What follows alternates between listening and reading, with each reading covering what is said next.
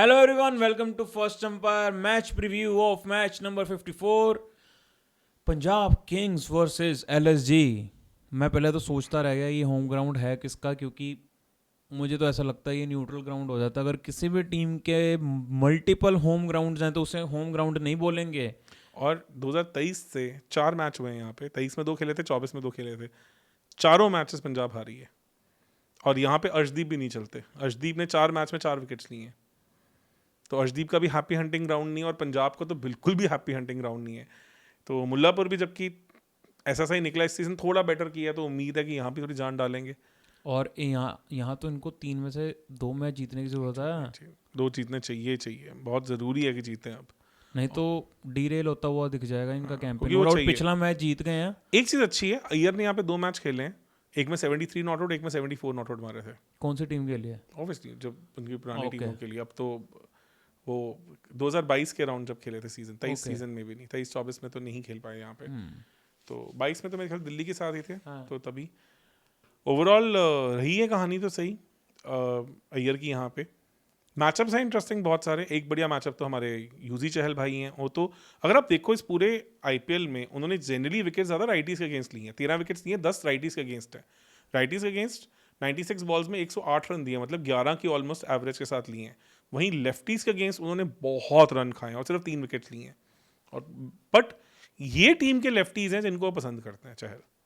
3 बार ये पंत को आउट कर चुके हैं, 3 बार ये मिलर को आउट कर चुके हैं, और पिछले 7 मैचेस में 2 बार ये इवन पूरन को आउट कर चुके। तो दोनों टीमें भिड़ी थी, तब भी पूरन को गुगली पे आउट किया था, बहुत प्यारी। तो ये एक इंटरेस्टिंग रहने वाला है। और कंसिडरिंग उस वाले पंत और इस वाले पंत में फ़र्क है, उसके बाद से पंत काफ़ी डिफरेंट फॉर्म में है आज, तो ये इंटरेस्टिंग रहेगा। ओपनर्स के लिए खतरे की घंटी डेफिनेटली हमारे अर्श भाई हैं, क्योंकि माकरम को पिछले 13 मैचेस में 4 बार आउट कर चुके हैं, और मिचेल मार्श को तो पिछली 3 आईपीएल इनिंग्स में 2 बार आउट कर चुके हैं। जब दोनों टीमें भिड़ी थी तब भी उन्होंने वो इनटू द पिच जो लेग कटर किया था, उस पर आउट किया था और टॉप एज लग के ऊपर कैच चढ़ गया था।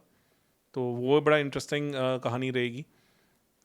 तो ओवरऑल उम्मीद होगी कि चहल और अर्श जो सबसे इंपॉर्टेंट बॉलर्स हैं वो करके दिखाएं। कॉम्बिनेशंस भी चेंज करने की कोशिश करेंगे। शायद बात हो रही है कि डेवियर बार्टलेट को दोबारा लेके आए, क्योंकि पिछली बार सिर्फ 3 इंटरनेशनल प्लेयर्स खिलाए थे पंजाब ने।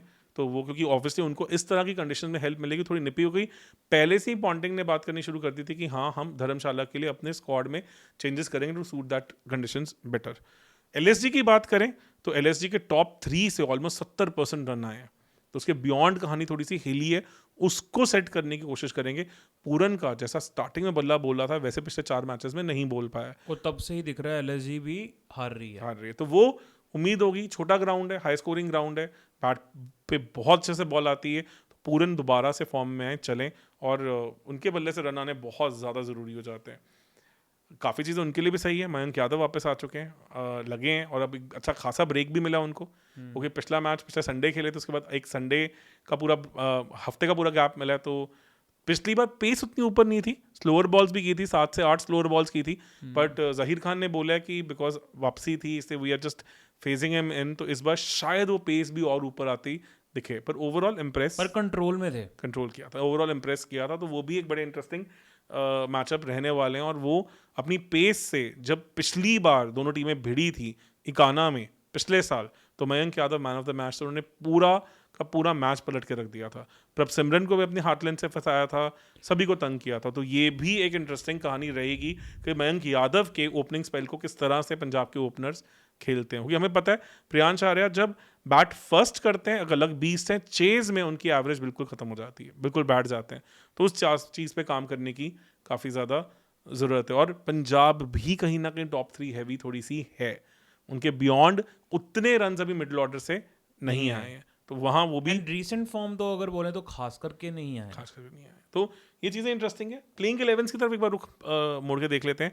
एलएसजी का टॉप 3 तो सेम रहेगा, माकरम, मार्श और पूरन।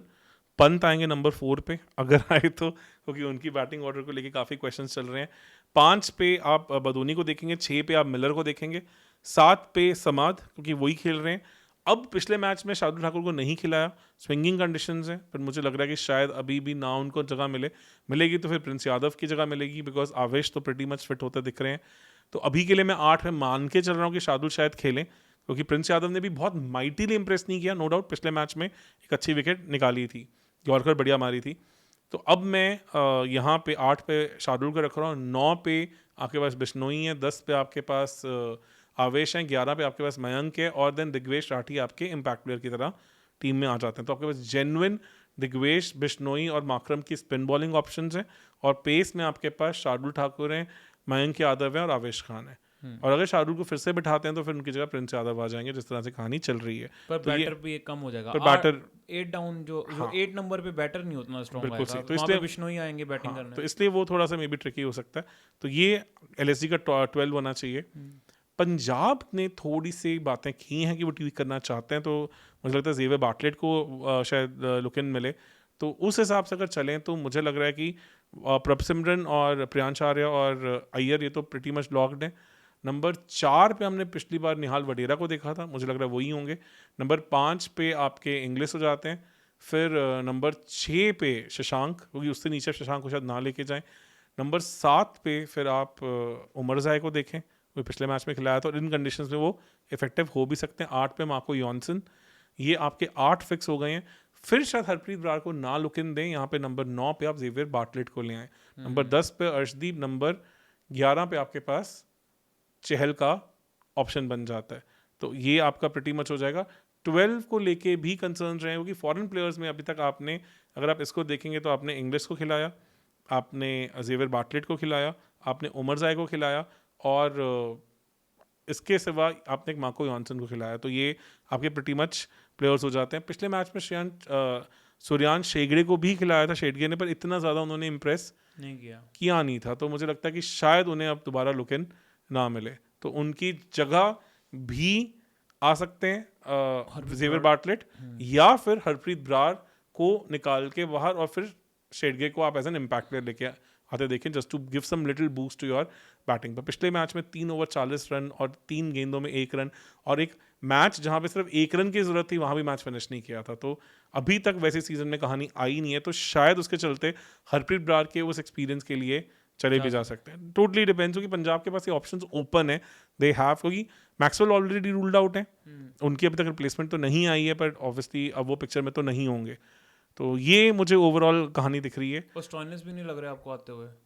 स्टोइनिस और उमर जाए दोनों में ही टॉसअप हो सकता है, तो दोनों में से मुझे लग रहा है कि शायद अभी चांसेस उमर जाए के। और बॉलिंग ठीक कराई थी उन्होंने पिछले मैच। हाँ, पिछले मैच में उन्होंने एक अच्छी विकेट ब्रेविस की निकाली भी थी, और एक बड़े क्रिटिकल मोमेंट पे निकाली थी। बैट से तो कुछ खास करने का मौका उन्हें मिला ही नहीं। तो इसलिए मुझे लगता है कि शायद उन कंडीशंस के लिए जहाँ बॉल निप करती है इंपॉर्टेंट है, बिकॉज थोड़ा अजीब सा ग्राउंड है। लास्ट ईयर भी हमने देखा था कि आरसीबी ने 241 भी स्कोर किया था अंडर लाइट्स वहाँ पे, और कल भी बारिश के आने के चांसेस है, बट मैच के दौरान नहीं, मैच से पहले के चांसेस हैं। सुबह और आफ्टरनून में, मैच शाम का है, तब तक मौसम क्लियर रहने की पूरी चांसेस हैं, पर बॉल निप करता है, हमें पता है। ओवरऑल छोटा ग्राउंड है और अच्छा हाई स्कोरिंग मैच होने के पूरे चांसेस हैं। तो ऑल इन ऑल देखते हैं कि क्या कहानी बनती है। मेरे हिसाब से थोड़ा पड़ रहा पंजाब का भारी है, पर एलएसजी के पास भी पूरी फायर पावर है इस मैच को टक्कर देने की। तो एक बढ़िया शानदार तगड़ा मैच हमें दिखना चाहिए। तो एक और बड़ी चीज़ है कि यहाँ पे हाइब्रिड पिचेस यूज़ होती हैं, तो वो भी देखते हैं।